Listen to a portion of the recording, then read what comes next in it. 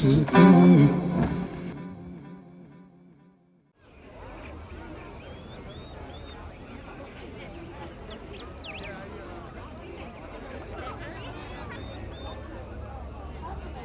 1926, Vice Commodore Hubert H. McCrae rose from his seat to make his re-election acceptance speech.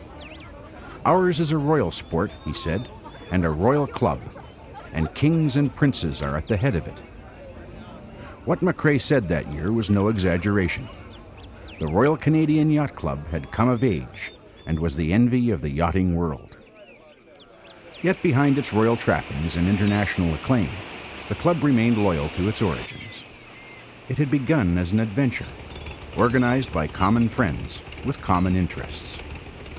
It matured and prospered with the encouragement and commitment of like-minded individuals who joined the club over the decades. It evolved into a respected institution that proved it could change with the times without ever losing sight of its unique heritage and traditions.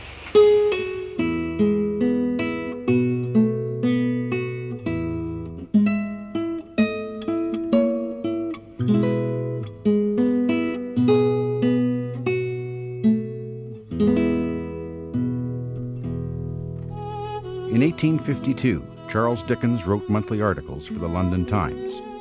Dr. David Livingstone prepared for his historic exploration of Africa, and in France, Louis Napoleon III fulfilled a lifelong dream by proclaiming himself Emperor of the Republic. Across the ocean in America, Isaac Singer had just developed a machine for sewing. An American game called town ball was gaining popularity under its new name, baseball. And a civil war that would pit the northern United States against the Southern Confederacy was still 9 years hiding in the future. In 1852, the province of Canada was a colony of the British Empire.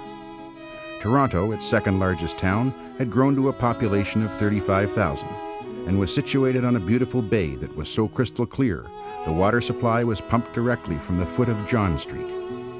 Sailing craft of all kind maneuvered into the harbor or out to the open waters of Lake Ontario. It was a time when yachting was primarily a franchise of commerce and the domain of the Royal Navy. Sailing for pleasure was not yet an overly popular pastime in the colony, and there were no formal yachting clubs organized on the lake. But by the spring of 1852, this was about to change.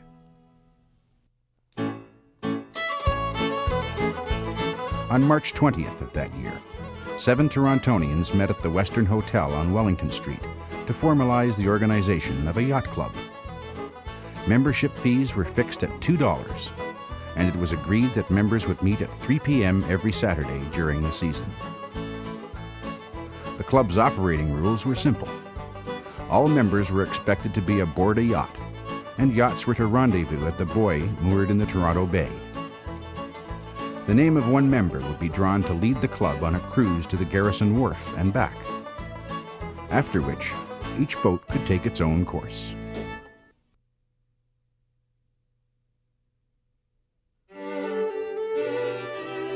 By all appearances, the organization had the external look of a recreational sailing society. The founders, however, had a more defined purpose.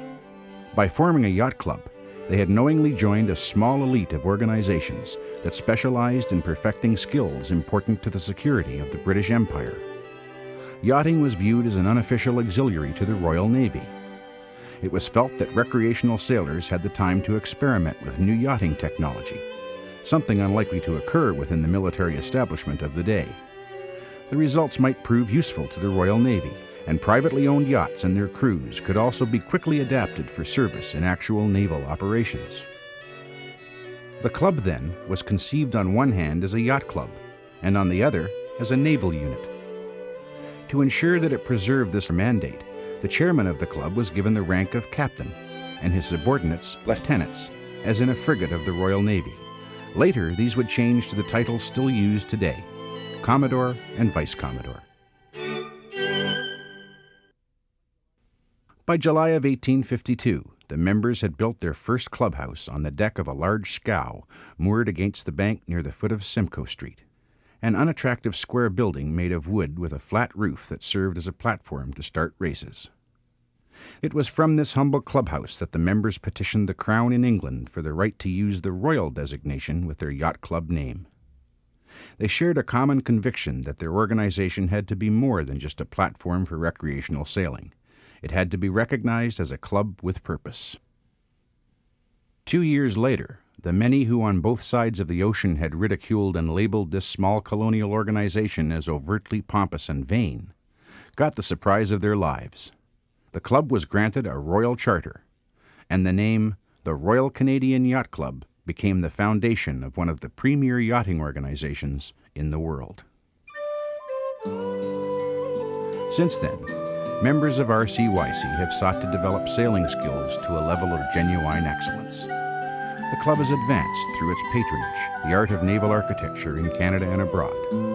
It has numbered among its members some of Canada's finest sailors, who have met with great success in racing competition at home and abroad. The Royal Canadian Yacht Club has become a Canadian odyssey that links sons and daughters to parents and grandparents, and it reflects the quality of the individuals who have served in the club's ranks throughout the decades. It is a source of inspiration that began in 1852. It is a breath of fresh air that will continue as long as there is water to ride, sails to drive, and people who are willing to adventure beyond their expected limitations.